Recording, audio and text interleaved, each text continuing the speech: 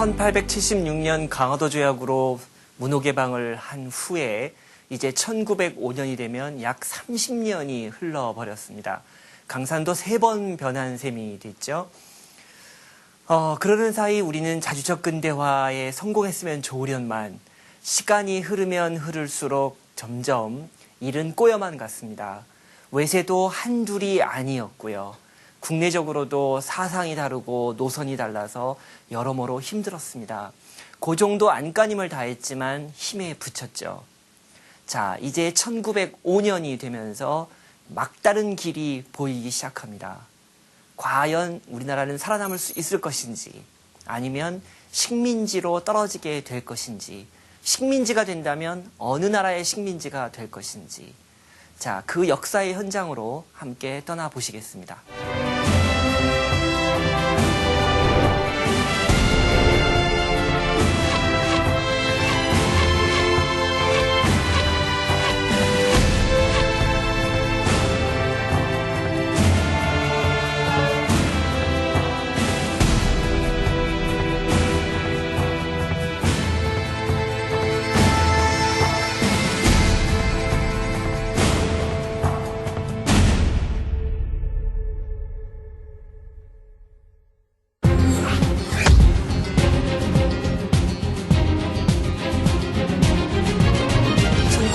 (1904년) 일본과 러시아는 동아시아의 패권을 놓고 대규모 전쟁을 벌이게 됩니다. 마치 1894년 청일전쟁이 일어난 것과 똑같은 이치였습니다. 다만 청나라가 러시아로 바뀐 것뿐이었죠. 이제 두 나라의 승자는 한반도를 손에 쥐게 될 것이고 또 만주에서 상당히 유리한 위치를 갖게 될 것이었습니다. 그런데 일본은 치밀하게 전쟁을 준비해 왔습니다. 1904년 2월 8일 선전포고도 하지 않고 러시아 해군을 급습했죠. 그리고는 육지 전투에 나서서 만주의 봉천을 공격하기 시작했습니다. 수세에 몰린 러시아, 기세가 오른 일본. 자, 이 마당에 다급해진 러시아는 발틱 함대라는 최정예 함대를 동해로 급파합니다. 그런데 이 발틱 함대는요, 유럽의 앞바다에서 동해까지 오게 됩니다. 수에즈 운하를 거쳐서 왔더라면 그만큼 시간을 줄일 수 있었으련만 수에즈 운하 지배권을 갖고 있는 영국은 일본 편을 드느라고 이 수에즈 운하를 열어주지 않았습니다. 결국 러시아는 남아프리카 공화국을 돌아서 인도 앞으로 해서 대한해협에 오게 된 것이죠. 최강의 해군력을 자랑한다는 발틱 함대, 그러나 이미 지쳐 있었습니다. 결국 대한해협에서 일본군에게 대패하고 말았고요.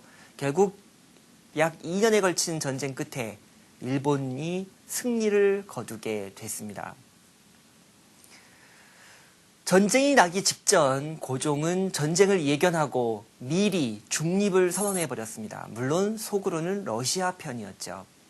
하지만 전쟁에 휘말리기 싫었던 겁니다. 특히 일본에게 이용당하기 싫었던 거죠. 하지만 일본 역시 고종의 생각을 꿰뚫고 있었습니다. 그래서 1904년에 한일의정서 체결을 강요했죠. 그 내용은 일본이 원하면 언제든지 군사상의 목적으로 한반도의 땅과 시설을 이용할 수 있다는 것이었습니다. 결국 중립을 취하려던 우리 고종과 대한제국의 수를 넘어선 것이었습니다. 결국 일본이 러시아를 대파하고 승리를 거두게 됩니다. 포츠머스 강화조약을 체결하면서 결국 러시아가 휴전을 요구하게 된 것이죠.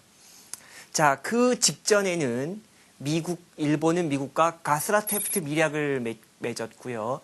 또 이어서 영국과 제2차 영일동맹을 맺으면서 결국 세 나라 사이에 비밀 거래, 뒷거래가 이루어집니다.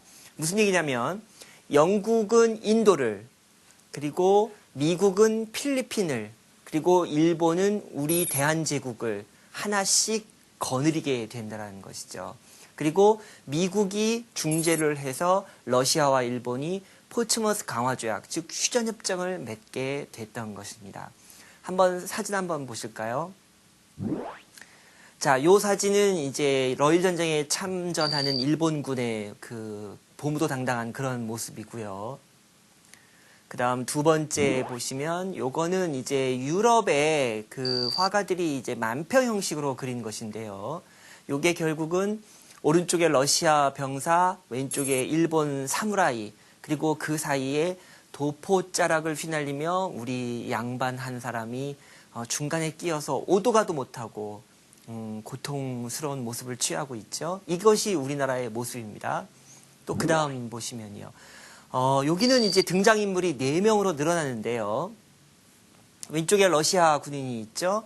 자, 칼을 들고 일본군이 공격 자세를 취하고 있는데 문제는 바로 그 뒤에 영국과 미국이 있다는 사실이죠. 즉 영국과 미국이 일본의 후원자 역할을 한 겁니다. 그건 바꿔 말하면 일본이 예뻤다기보다는 러시아가 두려웠던 나머지 러시아가 만주와 한반도로 내려오는 것을 막기 위해서 일본 편을 들어줬다는 겁니다. 영국이 스웨즈 운하를 열어주지 않았던 것도 바로 그런 맥락이었던 것이죠. 자, 이것이 바로 당시 유럽이 바라본 러일 전쟁, 그리고 유럽이 바라본 우리 한반도의 아주 불행한 운명이었습니다. 자, 전쟁에서 승리한 일본, 이제 거칠 것이 없습니다. 일본은 우리나라로부터 외교권을 빼앗고 또 통감부를 두어서 직접 우리나라를 통치하기 위한 작업을 서두릅니다. 그게 바로 을사조약의 체결이었죠. 일본 정계 최고 실력자이자 최고 원로였던 이토 히로부미, 아주 노련한 정치가였습니다. 바로 그 사람이 우리나라에 나타나죠. 그리고는 1905년 11월 17일 덕수궁 중명전에서 바로 을사조약 체결을 강요하게 됩니다. 고종은 끝까지 거부했습니다. 지금 중명전 보시고 있는데요. 고종 황제는 끝까지 비준을 거부했습니다. 하지만 을사오적이라고 부르는 대신들은 그렇지를 않았습니다. 지금 이 사진은 을사조약을 체결한 이후에 그 일본인들이 너무 좋아서 자기네 그 공사관 앞에서 이토 히로부미 주제로 그 축하 세러모니를, 그러니까 기념식을 지금 벌이고 있는 장면입니다. 정말 너무나 좋았겠죠. 그러나 우리로서는 너무나 비극적인 순간이었습니다. 다음 사진 또 보시면요. 요게 이제 그 당시 강요들 사진이에요. 여기는 이제 이완용도 있고요. 그 가운데 영친왕이라고 해서 순종 황제의 동생이죠. 그래서 이제 우리나라의 마지막 황태자, 아까 그 엄상궁의 아들입니다. 자, 다음 사진 보면은요. 이 사진은 뭐냐면 이게 원래는 동학교단이에요. 그러니까 그 1894년 동학농민운동이 끝나고 나서 10년이 지나면서 이 동학 지도부가 이제 근대화 노선으로 전환합니다. 그러니까 서학이 싫다고, 서양이 싫다고 동학이라고 이름 붙였던 사람들이었잖아요. 그런데 10년이 지나면서 근대화 노선으로 이제 노선을 바꿨고요. 특히 러일 전쟁 때 일본 편을 들어요. 그래서 백인종 러시아보다는 같은 황인종이고 또 이웃나라인 일본이 이기는 게 좋겠다. 그래서 일본을 후원합니다. 다음 사진 보시면 알 수 있어요. 예, 요게 이제 후방에서 보급품을 날라다주는 이 동학 교인이고요. 옆에 일본 군인 두 사람은 아주 여유 있게 가고 있고 반면에 우리 동학 교인은 그 무거운 지게짐을 지고 또 열심히 실어 나르고 있는 장면이죠. 이렇게 해서 우리 한국인들 가운데 상당수가 일본 편을 들었다는 것도 우리가 기억해야 할 대목입니다. 그런데 을사조약은요, 사실은 국제법상 무효입니다. 효력이 발생할 수 없는 조약이에요. 첫 번째로 이 조약 원문을 잘 보게 되면 조약의 명칭이 없습니다. 국가와 국가 간의 조약, 특히 외교권을 준다라고 할 때는요, 이게 협약 가지고는 안 되고 반드시 조약, 공식 조약으로 체결돼야 되는데 조약 명칭이 없어요. 그것은 고종 황제가 이 조약을 사실 승인하지 않았다는 뜻이죠. 그리고 고종의 그 서명, 그러니까 비준이 없습니다. 그래서 이거는 무효예요. 그래서 이제 강제로 억지로 조약을 체결했다고 해서 요즘에는 을사조약보다도 을사늑약이라는 명칭을 많이 쓰고 있습니다. 자, 이렇게 을사조약이 체결된 소식이 이제 전국에 퍼지게 되자 난리가 났습니다. 언론인 장지현 선생은 시일야 방성되고, 그러니까 오늘 이 을사조약이 체결된 이날에 오늘에 목노아 통곡한다라는 이런 아주 논설을 쓰기도 했고요. 그 다음에 고위 관료였던 민영환 선생 같은 경우는 자결을 했죠. 근데 이 민영환의 자결이 또 유명해졌던 이유가 뭐냐면요. 피를 흘리며 이제 죽었는데 그 방바닥에서 혈죽, 그러니까 빨간 대나무가 이제 그 방바닥을 뚫고 장판을 뚫고 이제 커졌다는 거죠. 재미있는 것이요. 이 시절에 프랑스에서 와 있던 미텔이라는 주교가 있었어요. 근데 이 미텔 주교가 이 소문을 듣고 이곳을 찾아갑니다. 과연 과학적으로 이게 설명이 되냐 안 되냐를 확인하고 싶어서 갔는데요. 제가 미텔 주교 일기를 읽어봤어요. 이 날짜 일기를 봤더니 미텔이 절반은 믿고 절반은 의아해합니다. 그러니까 분명히 눈으로 확인한 거예요. 맞네. 그런데 절반 정도는 이건 믿기도 어렵고 안 믿기도 어렵고 좀 애매하네. 요 정도로 그 일기를 쓴 것이 있습니다. 그런가 하면 최익현 선생이라고 있죠. 도끼를 든 선비로 유명했던 이 성리학자 최익현 선생은 이 당시에 의병 활동을 벌이다가 이제 붙잡혀서 일본으로 끌려갔는데요. 거기에서 끝까지 그 단식을 하다가 이제 스스로 목숨을 끊은 그런 경우도 있었습니다. 자, 이렇게 을사조약은 정말 말도 안 되는 조약이었고요. 우리나라의 외교권을 일본에게 줬다는 얘기는 사실상 반식민지가 됐다는 뜻입니다. 그리고 이제 몇 년 후만 되면, 시간만 흐르면 저절로 일본의 식민지가 된다라는 뜻이나 다름이 없었던 것이죠.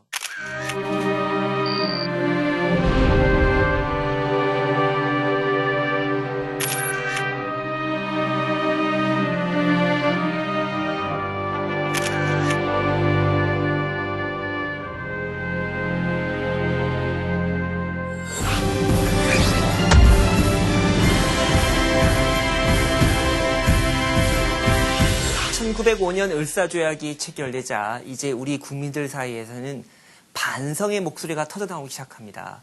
대체 우리가 뭘 잘못했던 걸까? 우리가 뭘 놓쳤던 것일까? 지금이라도 늦지 않았으니 우리가 뭘 어떻게 해야 할까? 자, 이런 문제의식을 가지고 나오는 것이 바로 애국계몽운동이라는 것인데요.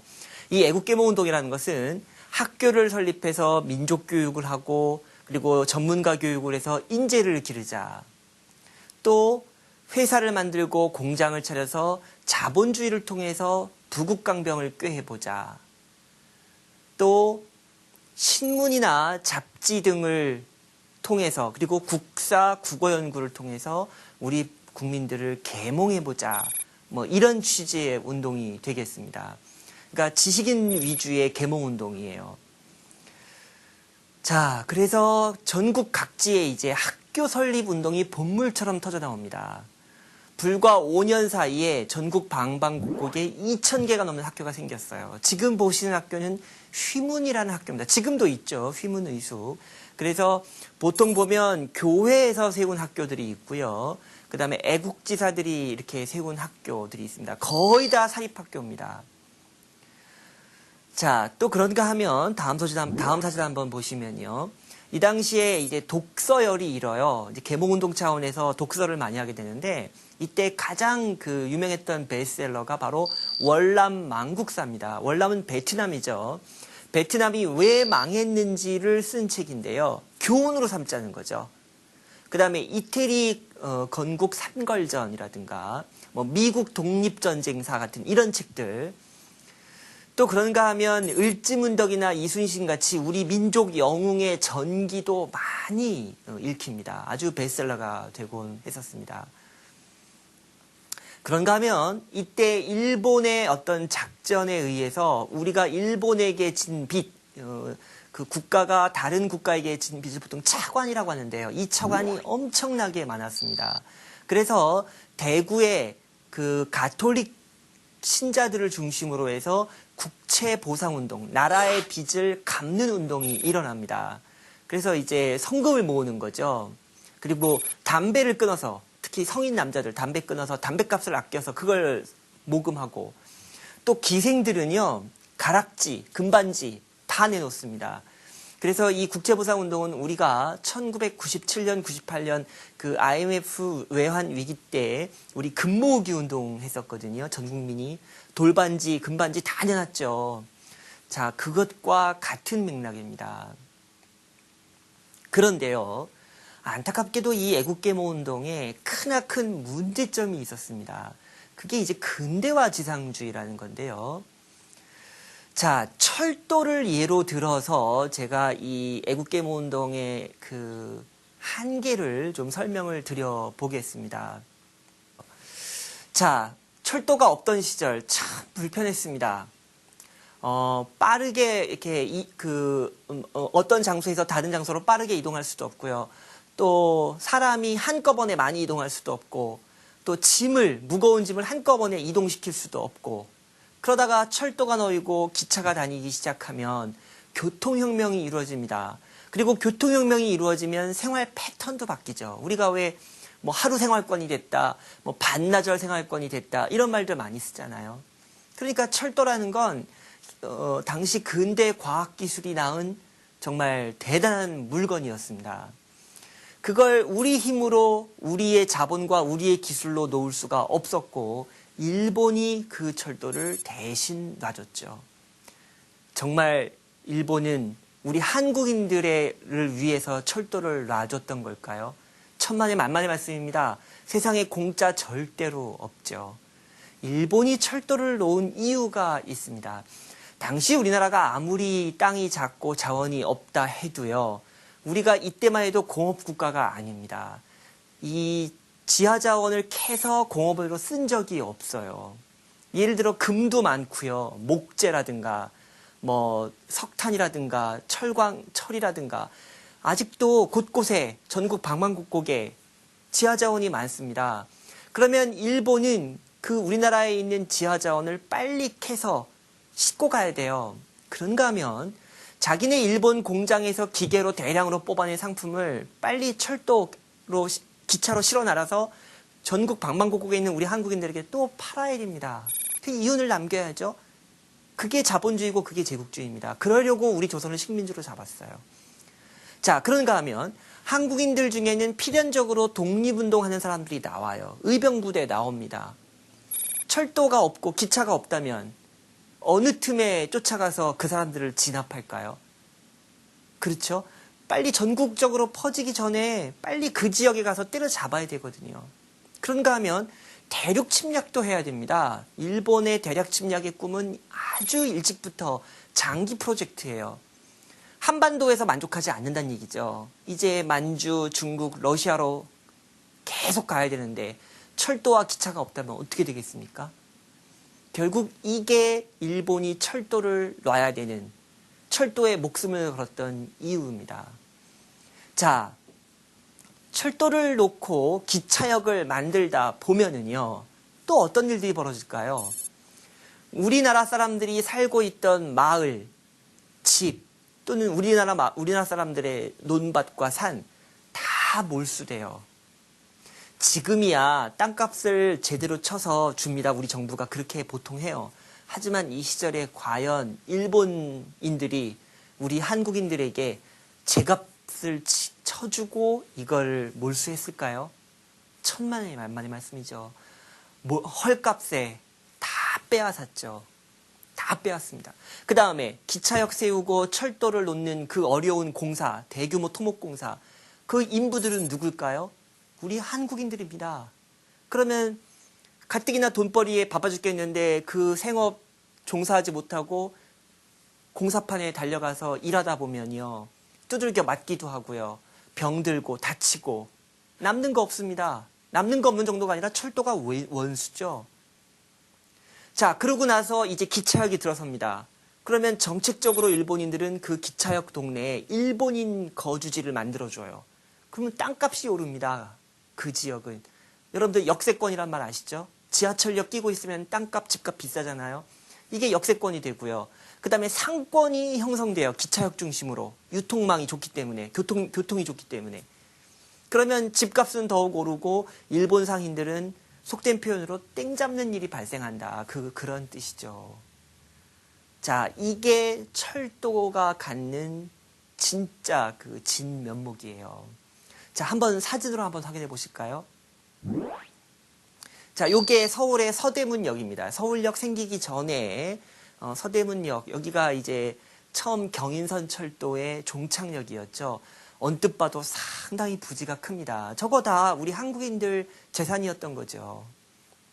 자, 그 다음 사진 보시면 요거는 이제 경부선, 우리나라 최초의 철도는 경인선이었고요. 노량진에서 인천 가는 경인선이었고, 그 다음에 이제 제일 중요한 건 경부선과 경의선입니다. 그래서 부산에서 서울, 서울에서 의주로 가는 이 철도, 이게 결국은 일본과 조선 그리고 중국을, 만주를 잇는 거잖아요.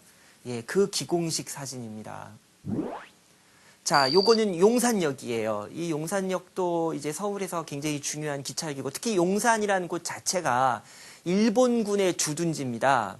그래서 일본군 주둔지다 보니까 그 주변에 일본인 마을이 있죠. 지금 목조식 건물 딱 보더라도 벌써 일본의 건축 양식이라는 걸 알 수가 있죠. 자, 이게 대전역입니다. 별로 크지 않은 동네였는데요. 이 대전이 갑자기 이제 철도 교통의 요지가 되면서 일본인들이 들어가서 일본인 도시가 돼버리는 곳이죠. 자, 요건 신의주역입니다. 신의주는 경부선 경의선 철도의 종착역. 물론 나중에 이제 압록강 철교가 생기고 중국으로 기차가 갈 때는 이제 그 중간 기착지가 되는 그런 교통의 요지죠. 평안북도의 전통적인 중심 도시가 의주입니다. 국경도시고 무역도시였죠. 그런데 신의주라는 도시가 생겨요. 글자 그대로 새로운 의주, 그러니까 의주의 신도시예요. 신도시입니다. 신의주라는 도시가 원래 있질 않았어요. 거기는 늪지대였기 때문에 사람이 살 수 없었습니다. 그런데 왜 신의주에 기차역을 세웠느냐? 그 이유가 있어요. 일본인들이 탐냈던 자원 중에 하나가 뭐냐면 압록강 상류에 있는 그 어마어마한 나무들이었습니다. 원시림의 그 나무들. 근데 교통수단이 없어요. 그래서 어떻게 하냐면, 지금 사진에도 나옵니다만은, 어떻게 하냐면, 나무들을 베서요, 뗏목을 만들어가지고, 그 뗏목이에 그 아름드리 나무들을 딱 싣고는 그냥 뗏목에 띄웁니다. 그럼 이게 한 달, 두 달 걸려가지고, 그냥 강물은 상류에서 하류로 흐르니까 이게 늪지대까지 내려와요. 그 마지막 지점이 신의주 그 늪지대입니다. 그러니까 거기다가 신의주라는 도시를 건설하고 거기에 기차역을 세운 거죠. 그래서 다음 사진도 또 나오겠습니다만은 이게 제지 공장이거든요. 그러니까 압록강 상류에서 목재가 내려오면 그걸 가공해서 신의주에서 이렇게 제지 공장을 통해서 종이를 만들어내는 거죠.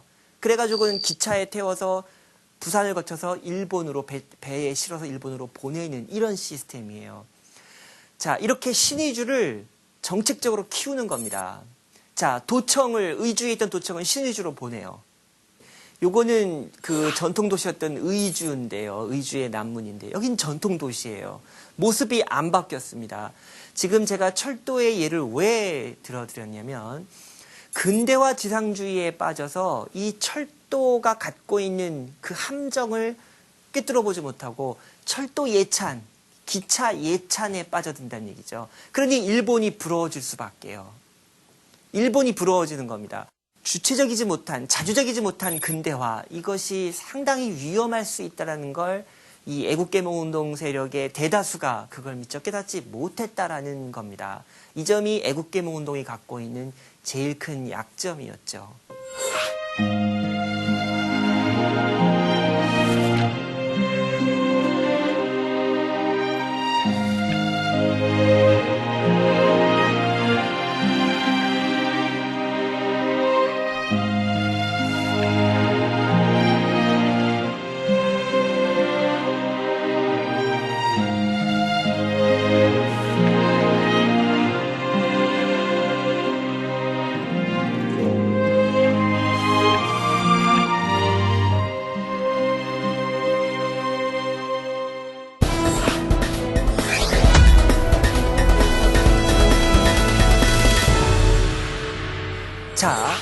애국계몽운동의 라이벌 세력이 또 있었습니다. 바로 의병운동 세력입니다. 의병운동 세력 역시 1905년 을사조약이 체결된 이후에 점점 커져나갑니다. 이 사람들은 근대화보다는 자주화에 더 강조점을 뒀어요. 나라를 지키는 것이 더 중요하다. 근대화는 나중 일이다. 이것이 이 의병운동 세력의 생각이었습니다. 특히 의병운동은 1905년 이후에 강해졌는데요. 특히 신돌석 같은 이름만 들어도 아주 서민적인 그런 그 평민의병장이 이제 등장을 하게 되는 것이죠. 그래서 의병부대의 그 저변이 그만큼 넓어졌다는 걸 알 수 있는데요. 지금 보시는 저 초기 의병 한번 보십시오. 소박하고요. 무기도 별게 없어요. 그러니까 이때만 해도 아직은 좀 다듬어지지 않은 그런 의병이라고 할 수 있습니다. 그런데 다음 사진 한번 보시면요. 이게 이제 최응원이라는 의병장입니다. 사진의 오른쪽이죠. 왼쪽은 이제 일본 이제 헌병이고요. 그래서 이 최응원이라는 사람은 마지막 의병장이라고도 하는데요. 강원도에서 활동하다가 나중에는 함경도 평안도로 옮겨가서 우리가 식민지가 된 이후에도 끝까지 의병 활동을 펼쳤던 그런 중요한 인물입니다. 자, 우리 의병 운동이 이제 의병 전쟁 차원으로 확대되고 또 차원이 수준이 높아지는 그런 계기가 있었습니다. 그게 뭐냐면 1907년 군대 해산이라는 거예요. 일본 사람들이 강제로 우리 한국 군대를 없애버립니다. 이게 1907년 8월 1일 날 이제 군대 해산 명령이 떨어지고 군대 해산식이 이제 열리는데 그때 박승환이라는 장교가 스스로 목숨을 끊습니다. 유서를 남기고. 이게 알려지면서 울분을 감추지 못하고 있던 이 군인들이 총을 들고 일어나게 됐습니다. 이 사람들이 어디로 가겠습니까? 결국은 의병부대로 가는 거예요. 자, 이 의병부대의 활동 중에 한 가지 중요한 것이 있습니다. 이 사람들은 철도를 부수는 일들을 해요.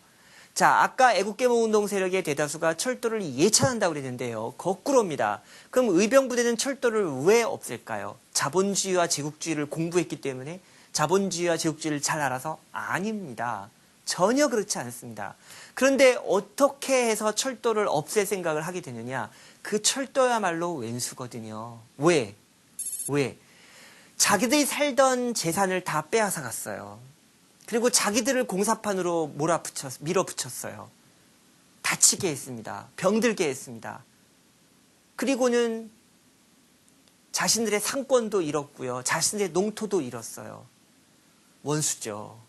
그래서 이 의병부대는 이 철도 운행을 막기 위해서 어떻게 하냐면요. 밤중에 그 철도에 접근해가지고 그 침목 몇 개를 드러내버립니다. 그러면 기차가 갈 수가 없잖아요. 탈선하니까. 그러니까 이런 식으로 하는 겁니다. 그러면 애국계몽운동 세력은 또 뭐라고 욕하느냐. 의병을 보고. 아이고 무식한 사람들. 일본이 놔준 철도를 타고 부지런히 공부하고 부지런히 일하고 부지런히 돈 벌 생각은 안 하고 왜 그 아까운 침목을 드러내고 레일을 드러내고 에이구 무식하면 용감하다. 이렇게밖에 생각을 못했던 거고요. 의병은 의병대로 이제 피부로 느끼면서 철도와 기차를 막아야 했던 것이죠. 이게 의병과 애국계몽운동의 차이입니다. 그렇다고 해서 의병운동이 100점 만점이냐? 그렇지 않습니다. 왜 그랬냐면 의병부대는 신분제의 한계를 떨쳐내지 못했어요. 예컨대 신돌석 같은 평민의병장이 있으면요. 양반 의병장이 이 평민의병장을 깔봐요. 신분 때문이죠. 니까 진 게 무슨 의병장이야. 이런 식입니다. 그 다음 서울 진공작전 때도 이인영이라는 총대장, 그러니까 총사령관이 부모님 돌아가셨다고 다 군대 버리고 어떻게 했습니까? 자기는 효도하겠다고 고향으로 내려가 버렸죠.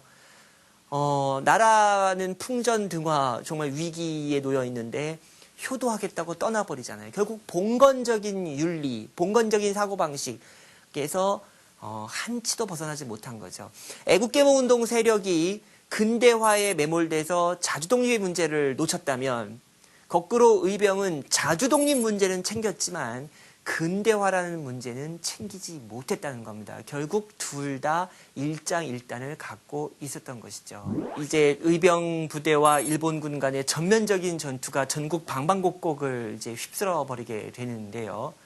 일본군은 철도야말로 자기들의 밥줄이에요. 그래서 한국인들이 철도를 건드렸을 때, 기차를 못 가게 막았을 때, 방해했을 때, 그럴 때는 본보기 삼아서 아예 저렇게 공개적으로 처형을 합니다. 총사령에 처합니다. 그걸 마을 사람들에게 보여줘요. 본보기로 삼는 거죠. 이런 일들이 계속 벌어지게 됐습니다.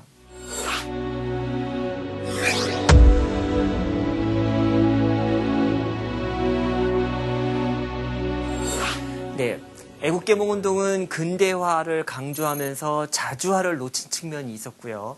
또 의병운동 세력은 자주화를 강조하면서 오히려 근대화 측면을 놓쳤죠. 그런데 다행스럽게도 애국개몽운동 세력 중에 신민회라는 비밀단체가 있었습니다. 근데 이 사람들은 근대화, 자주화를 다 챙겨요. 그래서 의병운동과 연합해서 독립운동을 하려고 했죠. 이 신민회를 주도한 인물은 양기탁 선생, 그러니까 대한매일신보를 만들었던 언론인이죠. 이 대한매일신보야말로 이 신민회에 어떻게 보면 기관지 역할을 하고 있었고요. 그 다음에 또 유명한 도산 안창호, 평양의 대성학교를 만들었고, 당시 평안도의 최고 지도자였죠. 자, 그런가 하면 1907년 네덜란드에서 이제 만국평화회의, 제2차 만국평화회의가 열리고요. 이때 고종 황제가 3명의 특사를 파견하죠. 그래서 이준 열사를 비롯한 3명이 갔는데요. 안타깝게도 일본의 방해로 큰 성과를 거두지는 못했습니다.